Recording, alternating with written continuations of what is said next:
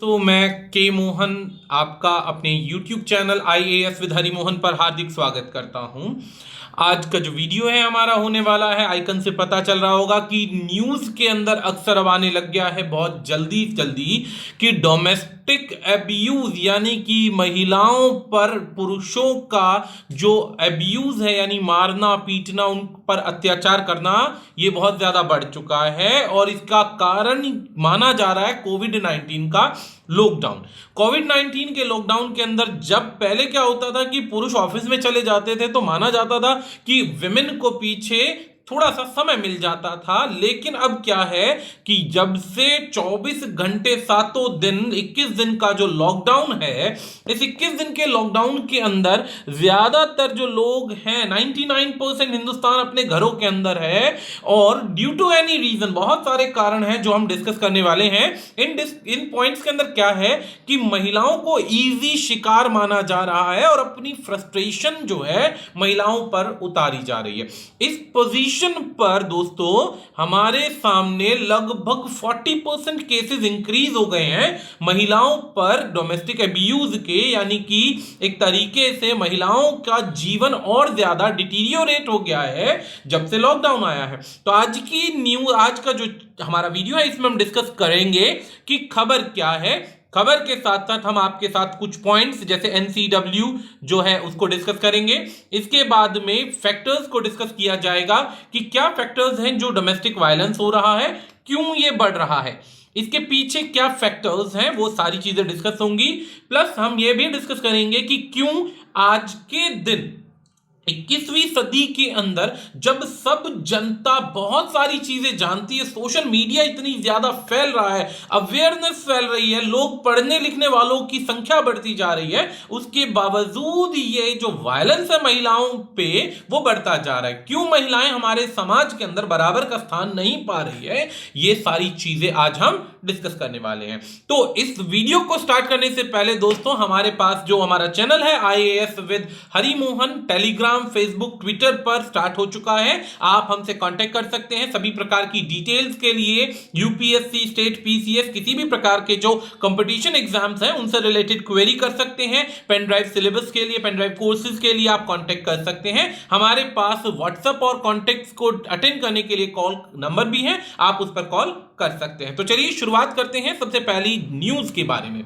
जो न्यूज है वो अब क्या आ रही है, न्यूज हमारी बढ़ती जा रही है कि हमारा लॉकडाउन जो है कंट्री के अंदर 21 दिनों के लिए बढ़ा। 21 दिनों से बढ़ने के बाद में कोविड 19 के केसेस जो है 19 के केसेस बढ़ते जा रहे थे, तो उसके बाद अब 3 मई तक ये बढ़ चुका है। अब 3 मई तक बढ़ चुका है। इस दौरान विमेन से रिलेटेड नेशनल कमीशन जो है, नेशनल कमीशन ऑफ विमेन ने रिपोर्ट जारी करा है जिसमें नंबर ऑफ विमेन यानी डोमेस्टिक वायलेंस बढ़ता जा रहा है।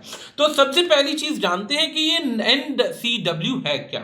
NCW एक नेशनल कमीशन ऑफ वुमेन है जो एक स्टेटरी बॉडी है गवर्नमेंट ऑफ इंडिया की, जिसकी कंसर्न रहती है हमेशा गवर्नमेंट पॉलिसीज पर नजर रखना, उन पॉलिसीज पर जो वुमेन को अफेक्ट करती हैं, या ये एडवाइज करती है गवर्नमेंट को पॉलिसीज मैटर्स पर जो अफेक्ट करती है महिलाओं के अधिकारों के लिए। इसका जो गठन हुआ था 31 जनवरी 1992 को 1992 को भारतीय संविधान के प्रोविजन के अंदर इसे बनाया गया है और इसका खुद का एक एक्ट है। ये जो फर्स्ट हेड ऑफ कमीशन है वो थी जयंत पटनायक, और एज ऑफ 30 नवंबर 2018 पर इस समय जो इसकी चेयरपर्सन है वो रेखा शर्मा है। याद रखिएगा इससे संबंधित कई बार क्वेरीज आ जाती हैं और आपको लिखने के अंदर नाम जो है बहुत अच्छा सपोर्टिव फैक्ट की तरह काम आएगा।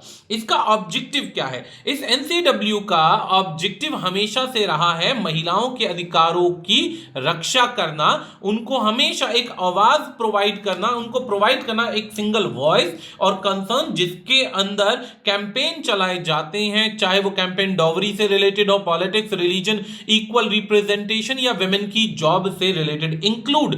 ये हमेशा उन महिलाओं के लिए भी सदैव तत्पर खड़ी रहती हैं जहां पर एक्सप्लॉयटेशन होता है महिलाओं का। इसमें डिफरेंट केसेस आपके सामने एनसीडब्ल्यू के आते हैं, जिसके अंदर महिलाओं ने एनसीडब्ल्यू के द्वारा बढ़ चढ़कर बहुत सारे केसेस के खिलाफ कार्यवाही की है और उनको समाप्त भी किया है और जीत पाई है। इसके अंदर बहुत सारे केसेस जो है डिस्कस किए जाते हैं। अब इसका जो रेगुलर मैगजीन या न्यूज़पेपर जो आता है वो राष्ट्र महिला के नाम से आता है। हिंदी और इंग्लिश में जरूर पढ़ना चाहिए उन महिलाओं को जिनको अपने अधिकारों की जानकारी नहीं है, जिनको लगता है कि हमारे साथ में किसी भी प्रकार का अत्याचार होता है और हमारी सपोर्ट के लिए कोई नहीं खड़ा। याद रखिएगा, पूरा देश साथ में खड़ा होता है, बस फर्क इतना होता है सही कदम उठाने की। तो एनसीडब्ल्यू की जो रिपोर्ट है वो क्या रिपोर्ट है, चलिए देखते हैं। सबसे पहली चीज क्या है कि एनसीडब्ल्यू की रिपोर्ट आई फ्राइडे को, जिसमें बताया गया 581 केसेस डोमेस्टिक वायलेंस की कंप्लेंट्स के थ्रू बढ़े हैं। कितने दिन में? मार्च 23 से अप्रैल 16 के बीच में। और क्या पाया गया कि 396 केसेस थे आपका 25 दिनों के अंदर, फरवरी से मार्च के बीच में। यानी कि मार्च के आने के बाद केसेस 587 हो गए हैं और फरवरी से मार्च के बीच में जो केसेस थे वो मात्र आपके 396 थे। मात्र नहीं कहूंगा, ये भी एक बहुत बड़ा नंबर है, लेकिन संख्या बड़ी है। इसके पीछे 2 पॉइंट सबसे पहले जान लीजिए। पहली जानकारी क्या है, ये एनसीडब्ल्यू के केसेस वहां पर 587 आए हैं जहां पर हमारे पास में लगभग 50% आबादी महिलाओं की ऐसी है जो इंटरनेट से कनेक्टेड नहीं है, इंटरनेट से कनेक्टेड नहीं है और समाज के अंदर इस प्रकार की सुविधा जो उनके लिए जो उनके बारे में नहीं जानती। 50% महिलाएं ऐसी हैं। दूसरा एक बहुत बड़ा परसेंटेज ऐसा भी है जो अनपढ़ है, एजुकेटेड नहीं है। एजुकेटेड ना होने की वजह से भी वो इधर अप्रोच नहीं कर पाते हैं। तीसरा एक बहुत बड़ा सेक्शन वो भी है दोस्तों जो परिवार के डर से, बच्चों की जिम्मेदारी के डर से, परिवार के टूटने के डर से, समाज के दबाव की वजह से एनसीडब्ल्यू में या पुलिस तक कंप्लेन नहीं कर पाता है। अगर ये कंप्लेन होती है तो हमारे पास हजारों में डेटा आएगा, ये बात याद रखिएगा। अब इस पॉइंट को समझना है कि 6 में से एक कंप्लेन जो आई है वो व्हाट्सएप नंबर के द्वारा आई है, जिसे रीलॉन्च किया गया है। रीलॉन्च किया गया उसके द्वारा ये खबर आई है। यानी कि सरकार ने रीलॉन्च का मतलब ये था कि पहले भी ये नंबर चल रहा था, लेकिन क्योंकि इस पर आने वाली संख्याएं बहुत कम होने लग गई थी, इसका यूज बीच में बंद कर दिया गया था। लेकिन अब इसे कोविड-19 के अंदर, लॉकडाउन के अंदर, जब आम जनता रोड पर या सड़क पर निकलकर सरकार से शिकायत नहीं कर पा रही है, तो सरकार ने ये नंबर जारी किया है जिस पर महिलाएं अपनी सभी प्रकार की समस्याएं जो परिवार में डोमेस्टिक वायलेंस के द्वारा हो रही है वे सभी चीजें बता सकती हैं। इसी बीच में मैं आपको डोमेस्टिक वायलेंस की भी परिभाषा दूंगा, ध्यान दीजिएगा। इस पर व्हाट्सएप नंबर पर कई बार ऐसा हुआ है कि एनसीडब्ल्यू की जो ऑफिशियल्स हैं वो कहते हैं कि काफी प्रकार की कंप्लेंट्स आती हैं जिस पर कभी भी आराम से नजर नहीं दी जाती हैं। इस पर एक और पॉइंट कहता है, एनसीडब्ल्यू कहता है कि वेमेन जो रिपोर्ट करती हैं डोमेस्टिक वायलेंस का वो फिक्स हेल्पलाइन नंबर है। इसके 2 तरीके हैं कंप्लेन करने के। पहला तरीका है कॉल कर देना, दूसरा ईमेल या कोई भी आप टेक्स्ट करके कर सकते हैं। जब तक ये लॉकडाउन है और जब से लॉकडाउन है तब तक आप इसे 2 तरीके का कम्युनिकेशन कर सकते हैं। दोनों में मैंने पहला बताया ईमेल है और दूसरा कंप्लेन रिसीव हो रही है सोशल मीडिया के थ्रू ऑनलाइन पोर्टल पर। इस पर क्या है कि 1/3 यानी 1 of the 3 women have access to the internet, यानी कि ज्यादातर महिलाओं के पास इंटरनेट की एक्सेस नहीं है। तो जो कॉल है, डिटेल है, उसके थ्रू आप कॉल कर सकते हैं। लेकिन एक चीज और भी है कि ज्यादातर महिलाएं कांटेक्ट भी नहीं करती हैं, जिनके पास मोबाइल इंटरनेट फैसिलिटी नहीं है, मोबाइल नहीं है, वो ये कैसे कंप्लेन करेंगी, ये भी एक बिगर इशू है। खैर आगे पढ़ते हैं तो इकोनॉमिस्ट जो है, फेमिनिस्ट इकोनॉमिस्ट जिनका नाम है अश्वनी देशपांडे, एनसीडब्ल्यू के डेटा को एनालाइज करती हैं और इसको कंपेयर किया जाता है मार्च अप्रैल 2019 से 20 के बीच में। उन्होंने कैलकुलेट किया कि अगर पर डे की अगर आप इस डिटेल को देखेंगे तो आपके पास एक बहुत छोटा नंबर है असलियत के अंदर, लेकिन ये छोटा नंबर भी डे बाय डे इंक्रीज हो रहा है और इसी के साथ रेप केसेस में भी काफी बढ़त देखने को मिली है। सोचने वाली बात है कि पूरी दुनिया डर से घरों में बसी हुई है, लेकिन डोमेस्टिक वायलेंस जो है बढ़ रहा है, रेप केसेस बढ़ रहे हैं, सेक्सुअल असॉल्ट बढ़ रहा है। और इसके बाद इसका एक छोटा सा रीजन भी न्यूज़पेपर में आया कि नेशनल लॉकडाउन की वजह से ज्यादातर पीपल जॉबलेस हैं, जॉबलेस के बाद सैलरीज का इशू है, घर में आइसोलेटेड में पड़े हुए हैं, स्ट्रेस ओवर ज्यादा है, डिप्रेशन की वजह से महिलाएं जो है एक इजी रास्ता मिल जाता है अपनी फ्रस्ट्रेशन उतारने का। अब सोचने वाली बात है, जिस देश के अंदर ये माना जाता है कि महिलाएं फ्रस्ट्रेशन उतारने का एक छोटा सा रास्ता है, वहां पर इस प्रकार की एक्टिविटीज होती हैं। तो सबसे पहली चीज, डोमेस्टिक वायलेंस क्या होता है वो समझ लीजिए। डोमेस्टिक वायलेंस को हम कुछ कैटेगरीज में डिवाइड करते हैं। सबसे पहली बात, डोमेस्टिक वायलेंस को अगर माना जाए तो ये खाली इंडिया में नहीं, पूरे विश्व के अंदर डोमेस्टिक वायलेंस होता है, जिसके अंदर अलग अलग प्रकार का वायलेंस होता है, जिसमें जेंडर का, किस पर, जेंडर का वायलेंस होता है, दूसरा कास्ट का वायलेंस हो सकता है, कास्ट के बाद और प्रकार की सामाजिक कुरीतियां हो सकती हैं, बड़ों का छोटों पर यानी कि सीनियर का जूनियर पर किसी भी प्रकार का वायलेंस हो सकता है। इवन दैट माता पिता अगर किसी बच्चे को पीटते भी हैं तो वो भी एक तरीके का वायलेंस होता है। तो सबसे पहला वायलेंस हम आपके साथ डिस्कस करते हैं, फिजिकल वायलेंस। फिजिकल वायलेंस के अंदर क्या होता है कि किसी भी प्रकार का पीटना। आपको थप्पड़ मूवी जरूर देखनी चाहिए, जहां पर महिला ने एक मूवी आई थी थप्पड़, जिसमें एक महिला ने अपने करेजियस वेज को दिखाकर एक हस्बैंड के द्वारा मारा गया थप्पड़ उसका जवाब देती है। इसमें फिजिकल वायलेंस का सेक्शन आता है, जिसमें मारना, पीटना, लात मारना, इस प्रकार के सेक्शन आते हैं। दूसरा आता है हमारे पास दोस्तों सेक्सुअल वायलेंस। सेक्सुअल वायलेंस का मतलब किसी भी प्रकार का सेक्सुअल वायलेंस, जबरदस्ती महिला की मर्जी के बिना इंटरकोर्स करना, इसके अलावा किसी भी प्रकार का रेप, ये सेक्सुअल वायलेंस का हिस्सा होता है।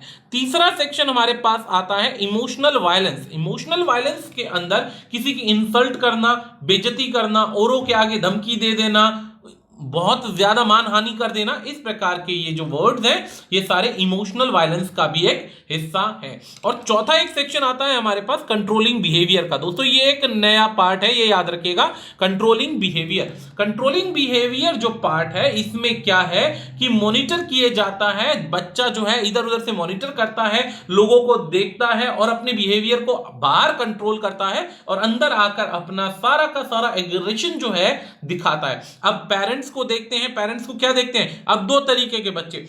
पिता अगर अपनी वाइफ को पीटता है तो इस परिस्थिति के अंदर ध्यान दीजिएगा, जो लड़का होगा वो वायलेंट बनेगा, जबकि लड़की जो होगी इस परिवार के अंदर वो दब्बू नेचर की बनेगी और वो इस चीज को नॉर्मली लेगी, क्योंकि पिता भी पीटते थे मम्मा को तो मैं भी क्या कर सकती हूं। तो इस तरीके की मानसिकता जो बन जाती है, ये सारी की सारी कुछ तो डोमेस्टिक वायलेंस का हिस्सा बन जाती है, कुछ इसके अंदर क्या होता है कि अपने आप को मना लेती हैं कि ये चलो ओके है, आज हो गया दोबारा नहीं होगा, ये चीजें मानकर बैठ जाती हैं। तो अब डोमेस्टिक वायलेंस के कॉजेज बताने से पहले मैं आपको एक चीज बताना चाहूंगा कि भारत सरकार ने, हमारा जब संविधान बना था तो सभी प्रकार के फंडामेंटल राइट्स दिए थे व्यक्ति को। जब ये फंडामेंटल राइट्स दिए थे तो इन फंडामेंटल राइट्स के अंदर एक सेक्शन आया, याद रखिएगा, इन फंडामेंटल राइट्स के अंदर एक सेक्शन आया हमारे पास आर्टिकल 21 का। इस आर्टिकल 21 के अंदर हमारे पास medical care, food, livelihood, shelter, privacy, education, environment, healthy environment पाने का पूरा अधिकार था। इस पूरे अधिकार के अंदर हमें क्या बताया गया कि हम इस प्रकार की सभी सुविधाएं ले सकते हैं। यदि हम किसी प्रकार से बीमार हैं तो मेडिकल केयर ले सकते हैं, खाना खाने का और खाना प्राप्त करने का पूरा अधिकार है, शेल्टर प्राप्त करने का, अपनी प्राइवेसी का, एजुकेशन का, हेल्थ एनवायरनमेंट का एक पूरा अधिकार है। इसी अधिकार का एक सब पार्ट बनता है हमारे पास protection of life and personal liberty. Protection of life and personal liberty, ये चीज ध्यान दीजिएगा। इसके अंदर एक लाइन लिखी है, बोर्ड ध्यान दीजिएगा, no person shall be deprived of his life or personal liberty except according to procedure establish by law. संविधान के आधार पर किसी भी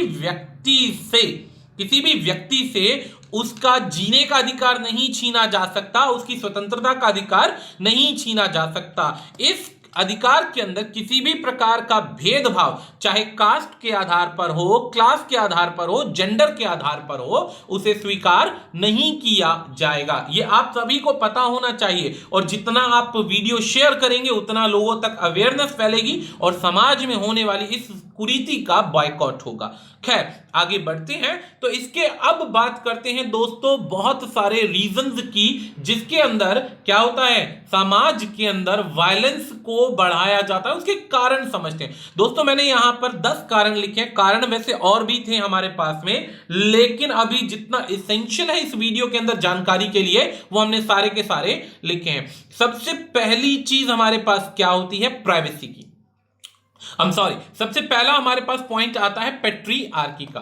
पेट्रियार्की को हिंदी में कहते हैं पितृसत्ता। पितृसत्ता का मतलब यह होता है कि बचपन से ही समाज के अंदर, हमारे देश में ना, समाज में शुरू से एक चीज सिखाई जा रही है कि पुत्र प्रधानता या पितृ प्रधानता है, यानी कि मेल ही सोसाइटी को डोमिनेट करेगा, मेल ही सोसाइटी को चलाएगा, मेल ही सारे प्रकार के ट्रेडिशंस को फॉलो करेगा और अपने राइट्स को फुलफिल करेगा।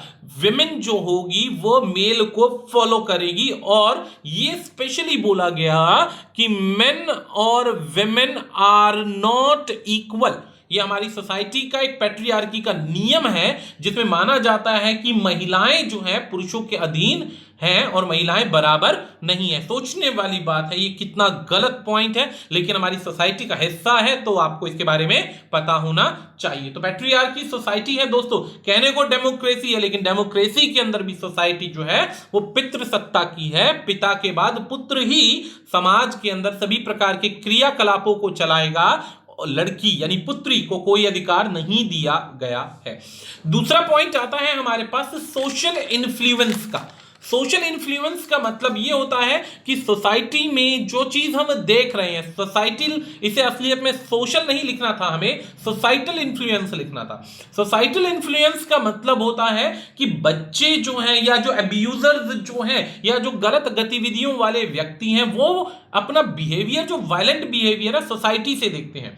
सोसाइटी से देखते हैं, जैसे पिता पीटता है माता को, पिता पीटता है माता को, तो वो बच्चा जो अपनी मां की कदर कभी नहीं करेगा, लेकिन यही नेचर उसका आगे लाइफ में बनता चला जाएगा कि वो भी अपनी बीवी को, सिस्टर को, या जो उसकी को जो पार्ट होगी अपोजिट, उसको बराबर इज्जत नहीं देगा।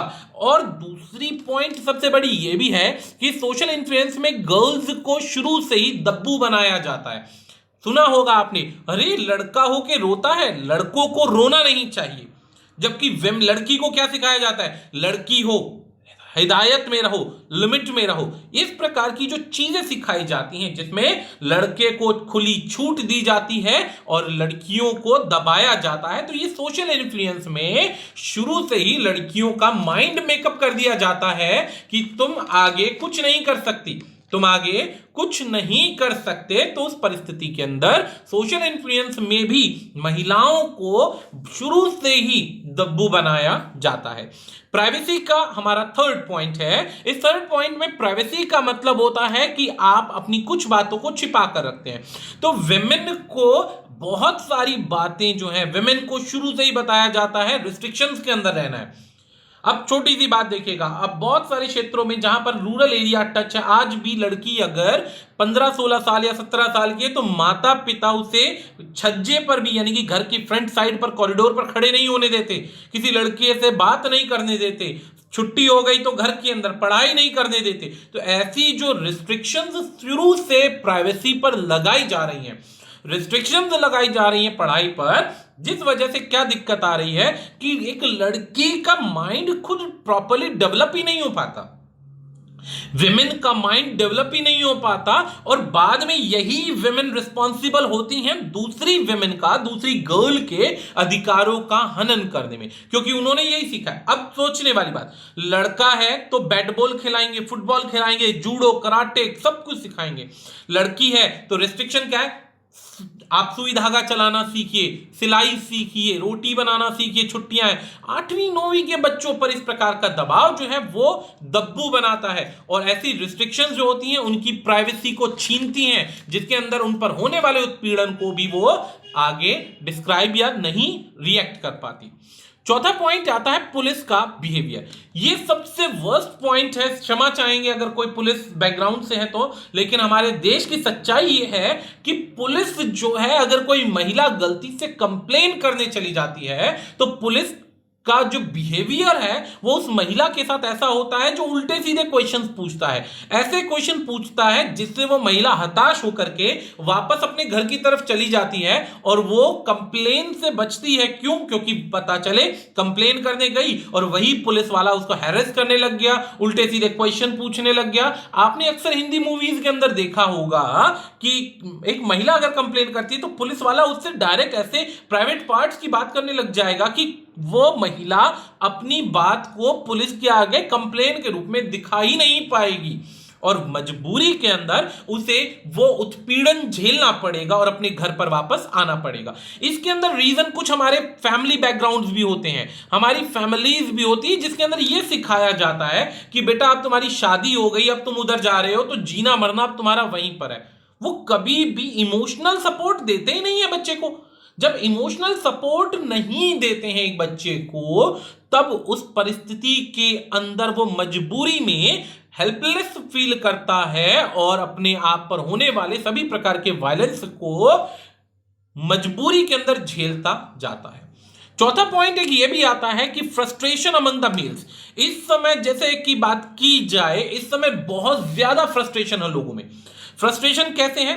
फ्रस्ट्रेशन है कि जॉब तो है नहीं भाई, अब जॉब नहीं है तो फिर बाकी आगे के जितने भी रेंट्स पे करने हैं उसको देने हैं, घर का जो राशन है वो देना है, राशन के अलावा ट्यूशन फीस वो पे करनी है, ट्यूशन फीस के अलावा जितनी भी पॉइंट्स हैं उसके अंदर देखने हैं, जॉब है नहीं, आपको इंश्योरेंस पे करना है, सब कुछ एक्सपेंसेस का जो फ्रस्ट्रेशन है वो इतना ज्यादा है कि वो पर्सन अपने आप को एक तरीके से बंद कैद में फील कर रहा है कि उसके साथ क्या हो गया।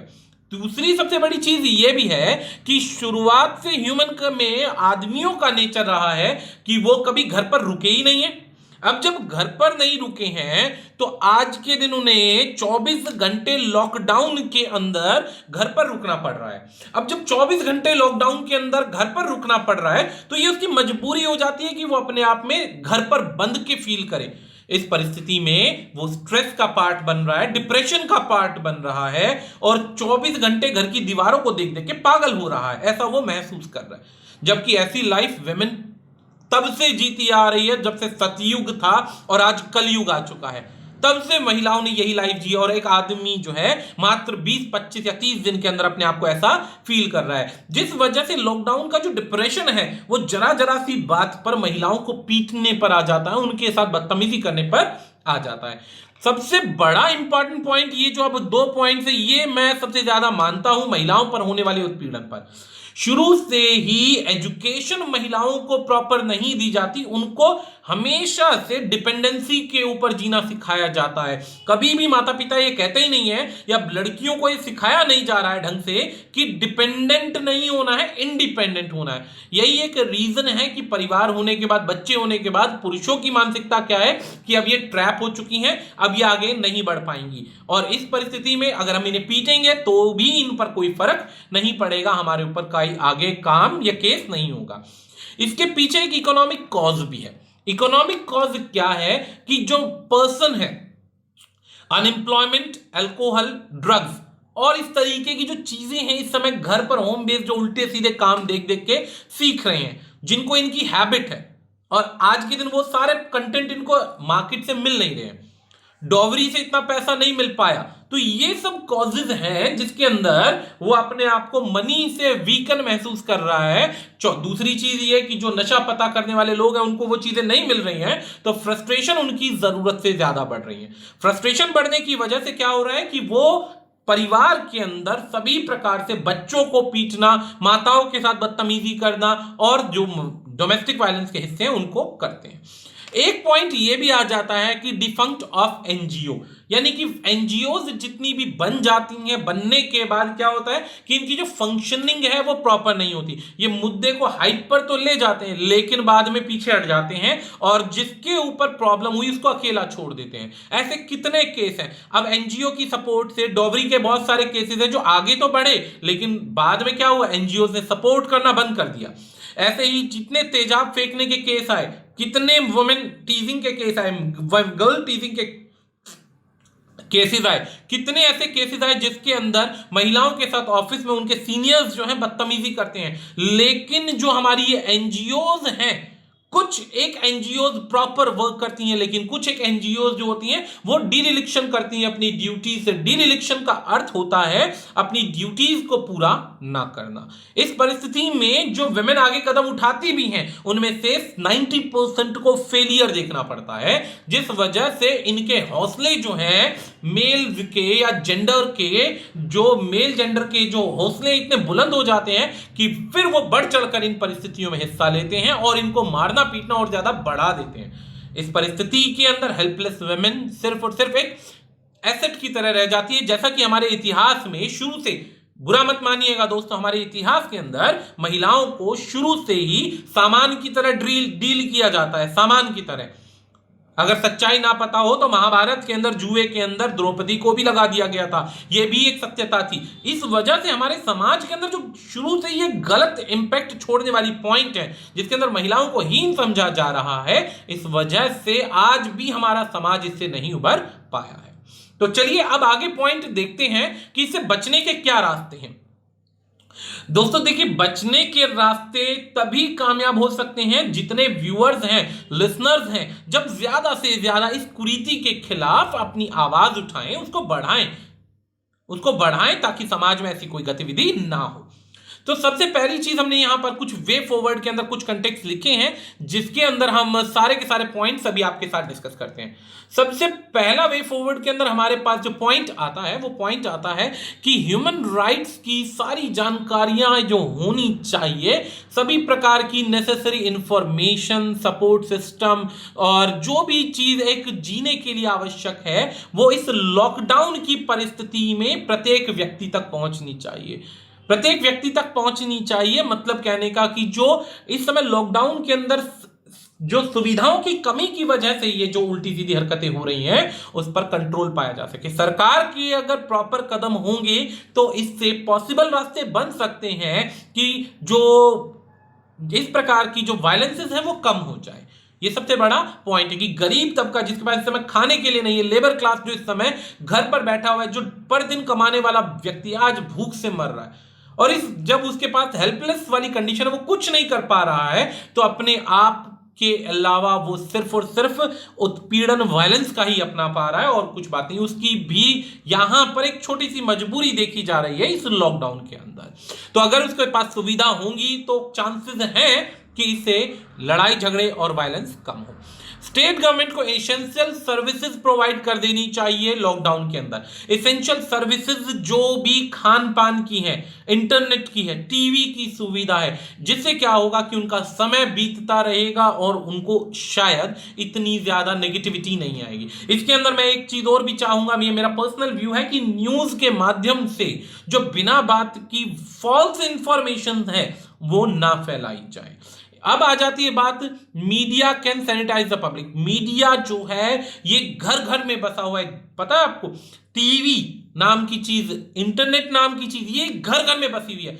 जब ये सभी प्रकार की जेंडर बायस्ड वायलेंस और जो इधर उधर की जो एक्टिविटीज हैं, अगर इनको बार बार टीवी पर दिखाकर प्रॉपर एक्टिविटी और प्रॉपर एक्शन लेकर अगर काम किया जाए और बराबरी की बात समझाई जाए तो इससे वायलेंस कम होता है, वायलेंस कम होता है और बराबर का अधिकार मिलता है। एनजीओ से भी एक सिंपल सी रिसोर्सिंग की बात की जाती है कि एनजीओ जितनी भी हैं इनको इंक्लूडिंग शेल्टर और काउंसलिंग और लीगल एड प्रोवाइड की जाए एनजीओ के द्वारा, जो प्रोवाइड की जा रही है ताकि डोमेस्टिक वायलेंस कम हो। और एनजीओ से एक रिक्वेस्ट भी है, जो एनजीओ इन चीजों को बराबर बढ़ चढ़कर हिस्सा नहीं ले सकती, जो एनजीओ इनके अंदर वायलेंस के अंदर महिलाओं को बीच में छोड़ देती हैं, उनसे रिक्वेस्ट है कि वो बीच में इनको ना छोड़े, क्योंकि आपकी एक हार एक पर्सन की हार नहीं, समाज में रहने वाले प्रत्येक उस महिला की हार है जो आपसे एक उम्मीद लगाए बैठी हुई है घर के अंदर। तो प्रमोट कीजिए जितना पॉसिबल हो सके काउंसलिंग और लीगल एड को, ताकि ये वायलेंस रोकी जा सके। इसके अलावा इंश्योर किया जाए विमेन को टाइमली एक्सेस टू नेसेसरी और कॉम्प्रिहेंसिव सेक्सुअल और रिप्रोडक्टिव हेल्थ के बारे में, कि ड्यूरिंग क्राइसिस और मैटरनल हेल्थ की सर्विसेज में अबॉर्शन में किस प्रकार की क्या स्टेप्स उठाने चाहिए। ये सब चीजें अगर पॉसिबली चलाई जाती हैं तो डोमेस्टिक वायलेंस के जो रिपीटेड ऑफेंसेस हैं वो कम हो सकते हैं। प्लस सरकार जब रिपीटेड ऑफेंसेस करने वाले लोगों को ढंग से पनिश करेगी तो ऑटोमेटिकली क्या होगा, इनके पीछे जब एक पनिशमेंट का प्रावधान होगा तो ऑटोमेटिकली ये वायलेंस के केसेस कम होते जाएंगे। आशा करता हूं हमारा ये टॉपिक आपको बहुत बेहतर तरीके से समझ में आया होगा।